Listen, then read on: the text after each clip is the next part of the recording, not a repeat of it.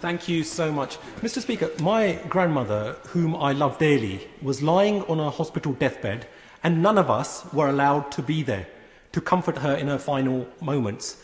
I couldn't even carry her coffin on my shoulders. I also had to endure the agony of watching alone online the funeral of my uncle, my fun-loving uncle, and we were not there to comfort my brother-in-law's father, who had somehow contracted COVID in a Slough care home during his final moments. All this because we followed government guidance.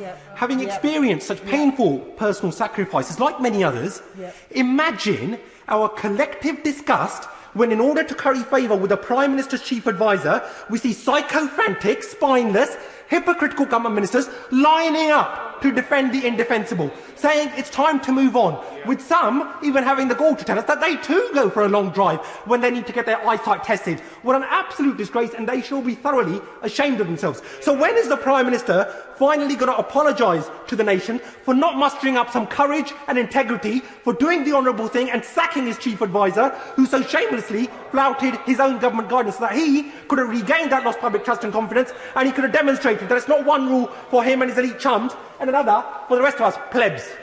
Well said. It is very emotional, Prime Minister.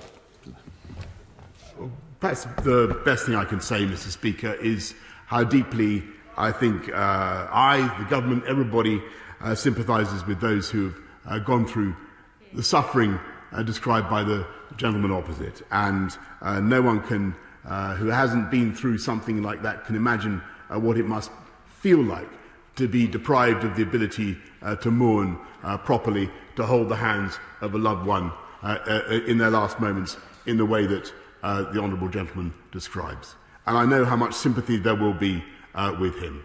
I take his criticisms most sincerely of the government and everything that we have done, but all I can say, we have tried throughout this pandemic to minimise human suffering, to minimise loss of life, and for where we have, and for, as I've said before, when he asks me to apologise, I do. I apologise for the suffering that the people of this country have endured, and all I can say is that nothing I can say or do can take back the lost lives, the lost time spent with loved ones that he describes, and I'm deeply, deeply sorry for that.